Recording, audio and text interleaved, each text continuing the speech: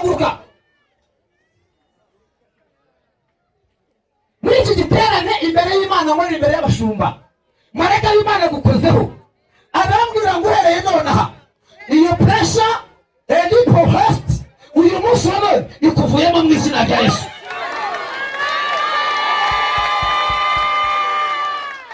Abaganga barayinaniwe ntacyo bayikoraho, ariko marayika w'Imana aravuze ngo uhereye nonaha ngaha ku munsi wa gatatu ugende uyibare niwajya kurwara pressure nzabireka kubwiriza.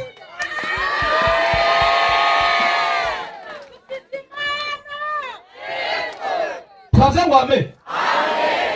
Turasimbuka dufate umurongo wa 16 hanyuma dusome imirongo ibiri mu butumwa Kristo bwanzwe na Matayo bice 27 ku murongo wa 59 n'umurongo wa 60. N'amagambo asa nk'ari menshi ariko ngiye kwakora samare isoza.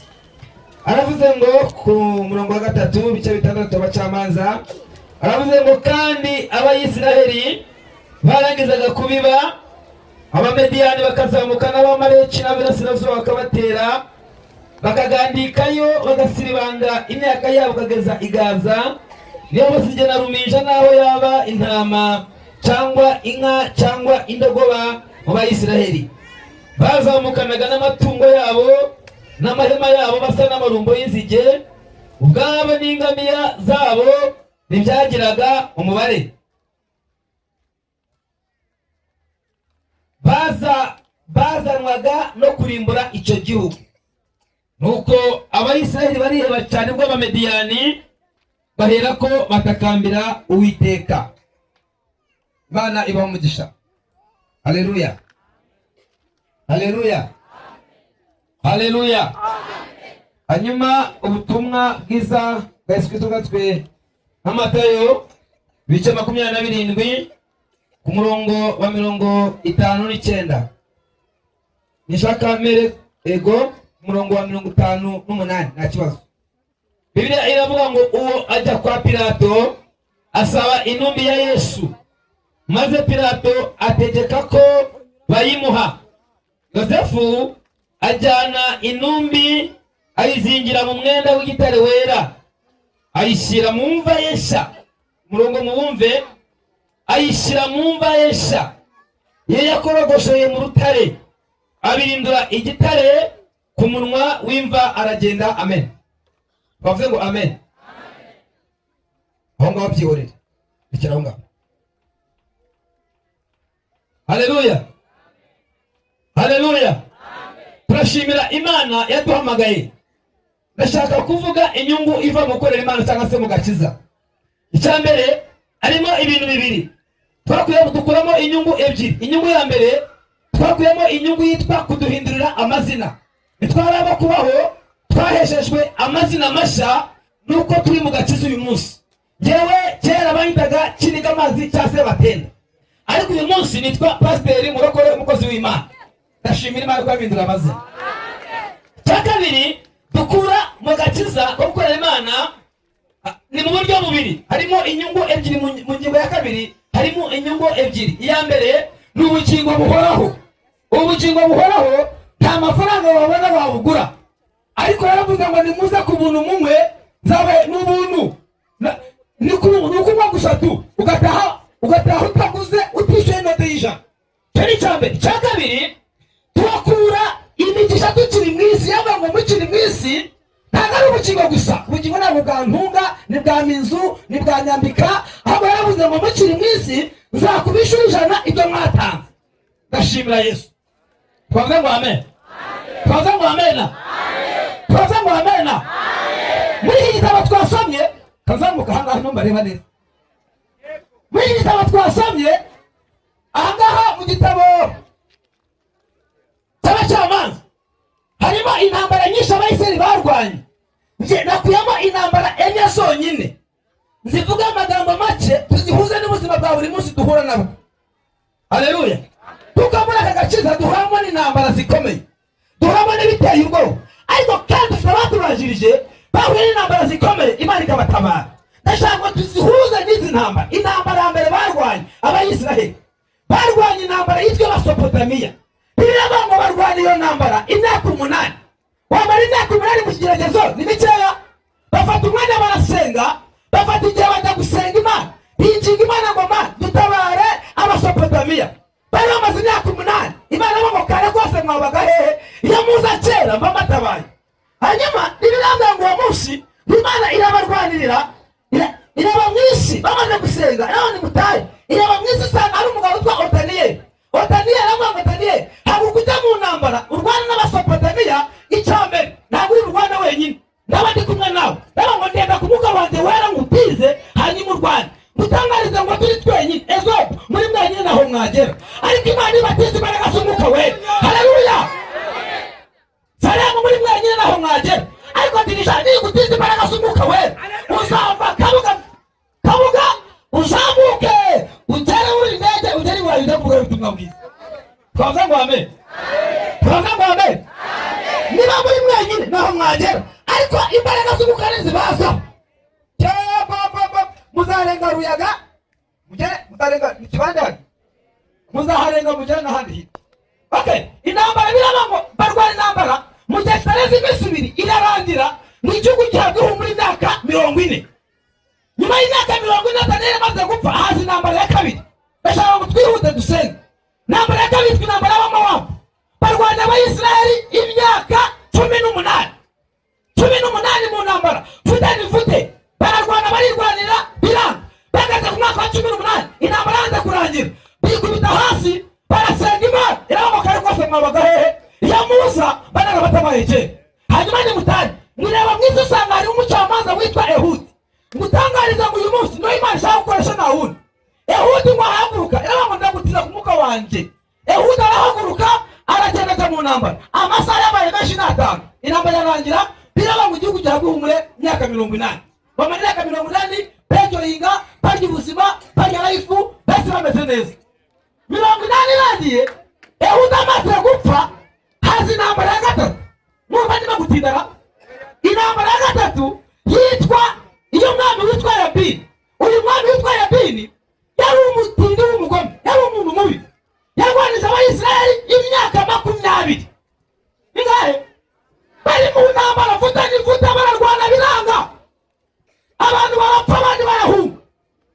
Bageze ku mwaka wa 20 bivuga ko bafite Imana. Baba ngo Uwiteka we waducisha Abasopotamiya, udukiza Abamowabu, Yabini agakunanira. Dukize biranga ngo Yabini ngo yarafite abasirikari mubangana n'umusanyi wo ku nyanja. Icyaka kabiri gikomeye, murafite tekinoloji mu ntambara yarwanishaga, murafite amagari 900 y'intambara. Mu yandi magambo ni ibifaru by'ubungubu. Bajya neza, yari umuntu ukomeye cyane, yari umuntu mubi. Bajya mu ntambara bagisenga, biranga ngo Imana amba gusenga kwawe. Rero ni mutahe ngiye kubarwanirira. Rero nakoreshaga abagabo, uyu munsi ngiye gukoresha abagore noneho. Haleluya. Haleluya. Abagore n'abakobwa namwe Imana bahamagaye mu gihe kwera Imana none hanga. Hey, Imana yizi wowe. Ireba mwisi gusanga hari umugore witwa Debora. Debora mama Debora haguruka, uriya mugabo wari abagabo nojya kumusenya none hanga. Debora bati Uwiteka Mana ya. Narwana gute? Icyambe ndi umugore, kabiri ndi umusivili, gatatu ndi umuhanuzi gusa ito by'intambara nabyo narwana gute? Iramubwira ngo Debora ndi Uwiteka Imana ishobora ntabwo uri bugende wenyine, turajyana njye nawe turazamwambana. Iyo turi kumwe n'Imana tuturamo.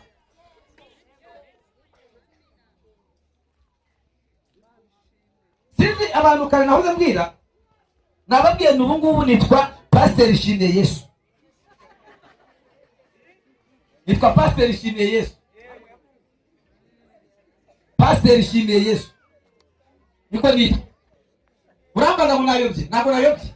Yaravuze ngo ngendera muri mwe, ntuye muri mwe, mvugira muri mwe. Kuko se tuyehe? Hatuyehe. Ari ibishoboka nagera nkagenda kwiranga umuntu uko bitakunda nonanga. Yo ndakumenya cyenda gutwa hiwe umwana. Afatira nakuba ari kubyandikaho. Nageze South Africa nkabona abantu bafite ngo plaque zanditseho ngo Jesus, akandikaho plaque hasi. Nukora ko wenda yakuze Yesu. Hanyuma nabwo nzagenda nawe ngendere muri wowe. Debora icyo usabwa ibintu bibiri byonyine gusa. Icyambere nukwemera, icyakabiri nukugenda. Naho ndagiye. Hanyuma numara kugenda kwa mapu y'urugamba. Imuha mapu ndindarumbwira. Iraba ngo genda wicaye ku mugezi gishoni gusa uhicare byonyine. nugera Gishoni ukicara njyewe Uwiteka ndigirwanira intambara. Haleluya. Icyo usabwa ni ukugenda gusa ukicara Gishoni, ibisigaye byihorere. So uzarwana njyewe uzarwana, ariko twavuze ngo amen. Wabuze icyo Imana igusaba ni ukwemera, kabiri ukuza ukicara. Ukicara mu rusengero Imana utubatse intebe utaguze, wicara byonyine gusa bikunaniye waba ugiye gupfa. Urusengero rw'abarwubatse intebe rw'abaziguze, kuza ukicara byonyine bikunaniye. Debora ngo aragenda agera ku mugezi Gishoni aricara, uko Imana yari yabimubwiye. Agera Gishoni aricara. Sisera ngo amanuka n'ingabo zingana umusange wo ku nyanja. Kabiri amagari 900. Ejo bundi nawe nzi gusoma ibinyamakuru, mbona Raputini ngo yohereje ibifaru muri Ukraine ngo bifite kilometero 250 kimwe ku kindi. Ibifaru bibonye nagwa hasi, amagari 900 ngo aramanuka. Ageze ku mugezi neza Debora akiyabona ajya kwirukanka n'abatuwiteka kubesha kwabo baza wize kubesha uyu munsi ndirukanka. Ajya kwirukanka ngoya icara n'Uwiteka Imana ishobora Debora ngo aricara. Bagiye ku mugezi Gishoni, bagiye kwambuka, iravuganye na Debora ngo irahaguruka. Uyu munsi Imana ihaguruke, uyu munsi Imana ihaguruke, uyu munsi Imana ihaguruke. Haleluya. Uyu munsi Imana ihaguruke. Bibiliya ngo Imana ihaguruka nifata amagari 900 y'intambara, muyohereza imbaraga z'umuyaga zirayavunagura yose. Abasirikari bari bahari barapfa, abandi barakomereka, abasigaye barirukanka barahunga. Haleluya. Bibiliya ngo intambara irarangira, igihugu cyaduhumura imyaka 40. Turi muri iri teraniro, Imana yohereza imbaraga z'umuyaga zivunagura imbaraga z'abadayimoni zakurwanyaga. Imana yohereza imbaraga z'umuyaga zivunagura imbaraga z'uburwayi zaguteraga. Imana yohereza imbaraga z'umuyaga zivunagura abadayimoni bose bakurwanya ku buzima bwawe mu izina rya Yesu. Ariko twavuze ngo amen. Turacyari kumwe? Katurebe. Turacyari kumwe? Turacyari kumwe? Twateye haleluya. Twumva ikirere cyafungutse sasa. Twavuze ngo amen. Twavuze ngo amen. Twavuze ngo amen. Twavuze ngo amen. Mugareke yuzuzwa mu kanya. Uraza kuba igitangaje kubera hano. Peri parasi emoe kitago walasi ebraida tokisha morabi inma. Haleluya. Ibintu naza kwivangavanga murambabarira kuko uyu muka yaje bakora sikabiri atabitwaye. Haguruka muri iki giterane imbere y'Imana, muri imbere y'abashumba. Marayika w'Imana gukozeho arambwira ngo uhereye nonaha iyo pressure post uyu munsi wa none ikuvuyemo mu izina rya Yesu.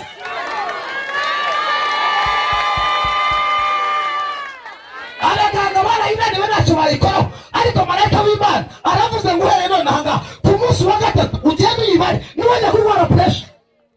Nzabireka kubwira.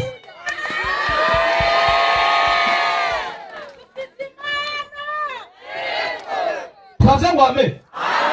Twavuze ngo amen. Twavuze ngo amen.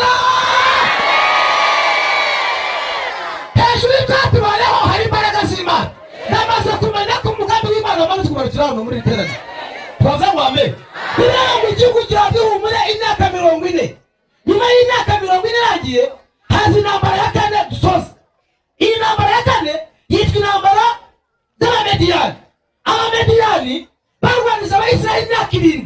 Iyi ntambara yabaye ntoya mu ntambara zose, ariko yabaye mbi kuruta izindi zose.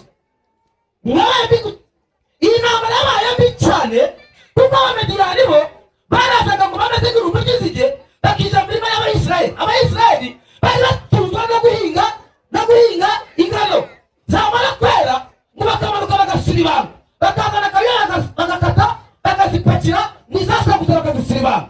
Basiribanga umwaka wa mbere, basiribanga uwa kabiri, basiribanga uwa gatatu, uwa kane barasiribanga, uwa gatanu barasiribanga, umwaka wa gatatu barasiribanga. Muri gatatu umwaka wa karindwi ingano zari zimaze kwera. Haleluya. Bibiliya ivuga ngo Abayisiraheli bariheba batangira gusenga Imana. Bangu Uwiteka we watwambukije inyanja itukura, wadukijije Abasopotamiya, wadukijije abamowabu, wadukijije abantu batandukanye.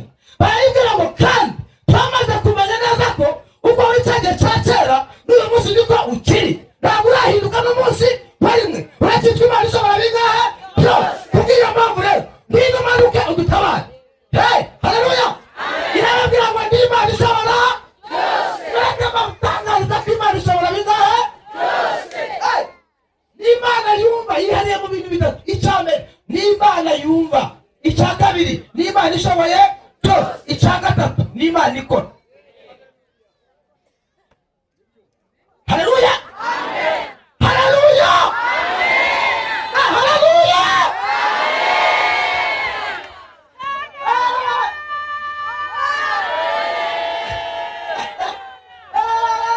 Reka matangarize ni Imana ishobora bingahe byose. Hari umuntu ukomeye, hari aho yakugeza akagutabara, ariko hari aho bijya ngo amaboko yanjye ararangiye. Hakenewe y'iki? Ay'Imana. Kandi batangarize ko Imana ishobora itananiye abantu. Urumva? Hari ijambo abantu bamaze bigira ngo Imana ifashe uwifashije. Reka ukifashije genda wifashe nyine, Imana uyihorere.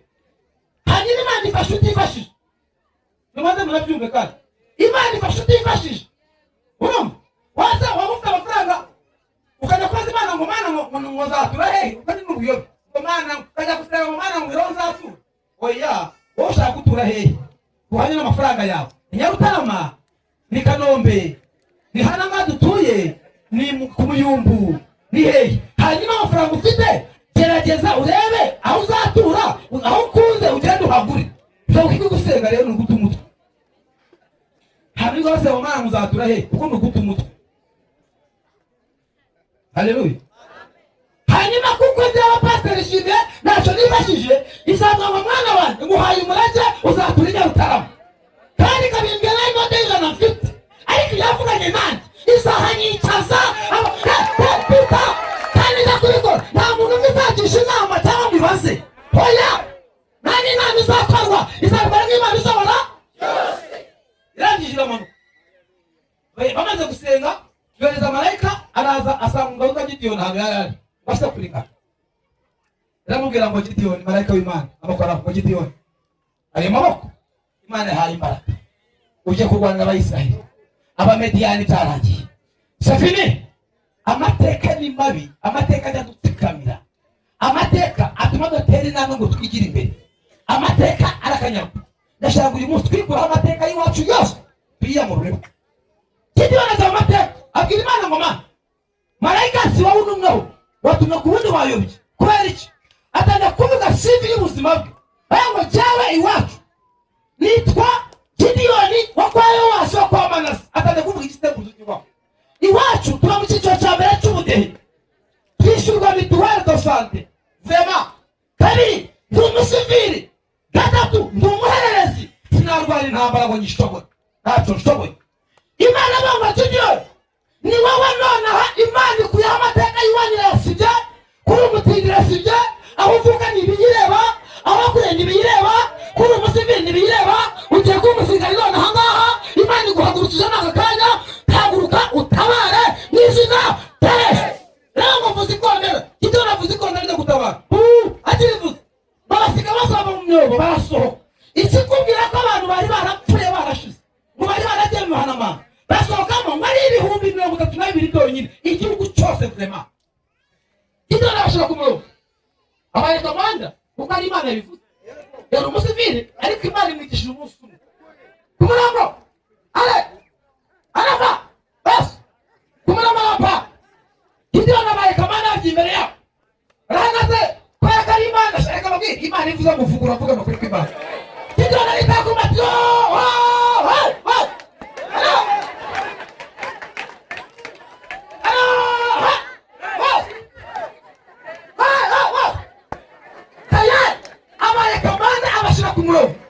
Arababwira ngo batangarize abavandimwe. Haleluya. Ariko mwabonye Abamediyani twabonye, ariko izo bariye baraziriye, izo bariye baraziriye. Izo uyu mwaka si izabo, izo uyu mwaka ni izabo. Haleluya.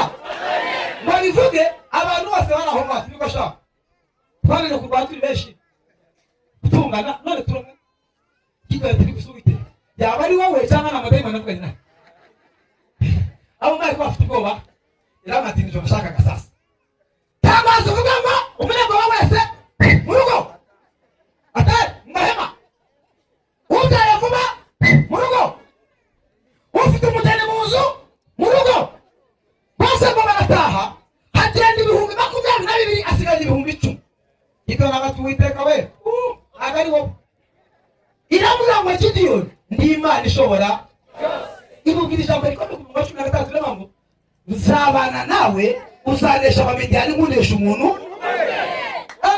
Gideyoni babyubaye bati sawa ntabwo nakumvise nandi ku mugezi Imana n'ikimenyetso abishaka bashira iburyo ngo bahinduka 300 icyana na 700 bose mu rugo mu nkambi nasigana basigara 700 haleluya ndashaka umugutangarize uyu murimo w'Imana ugiye gukorwa n'abantu 300 abanyabwoba bose mu rugo mu nkambi abanyabwoba mu rugo haleluya haleluya haleluya haleluya abanyabwoba mu rugo Bibiliya irambwira ngo Gideyoni arikwepa ati suwite kumaya basigaye 300 ajya ndarwanisha ikira intwaro ndayikura he ndamataha nicyo nashakaga mfite intwaro kabuhariwe ndabangwa intwaro ya mbere vuba amavaze ikibindi vaze ku muhanda nateje inyatsi umuntu hariya mujyana gufata amavaze ye yanze gushya arapfuba are ku mutwe bose harikane gitangaza we intwaro ya mbere n'iki abasirikare bareka babwira niba hari abantu bubaha ni abasirikare n'abapolisi afana bakiwe hamara akibamaze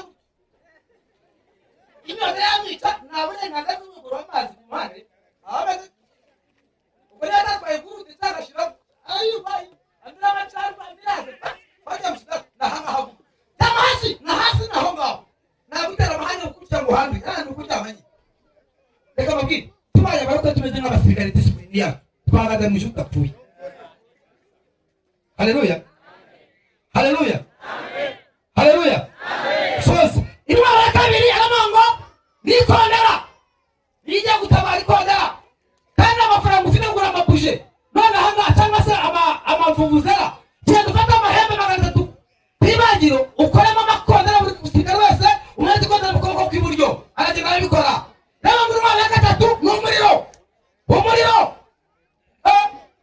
cyane dufata amafumba 300 buri fumba yose zijya ku giti uyanze umusirikare mu kuboko kw'ibumoso nanjye witeka nzaba ndi kumwe na abasirikare 100 mu rugamba 100 iburyo 100 ibumoso y'intambara 100 hagati hanyuma abo muri kumwe nimwumva mvugije mwayesi ubabwira bakubita hasi ikibindi nibarangiza aba hakurya bakubita hasi nibasoza aba hagati bakubita hasi mwese nimusoza umuntu wese arahagarara ahageze ahagarare gutya muvuze amakondera mutanyeganyega muzamura imiriro hejuru nanjye uwiteka nzakora mu nduru nzakora mu muriro uwiteka Imana ishobora bataya haleluya ababwire Imana igiye gukoresha amen amena amena ngo barangize uwambere kwisasi ikibindi kugira ngo gihomboke giruka grenade abanyesitira sasa rero bakubita hasi ibindi bambijana hakurya bambijana hagati katurushijana bazamura imiriro bavuza amakondera ariko kazi bari bahawe kuzamura imiriro gusa ngo bayumve abamediyani icyambere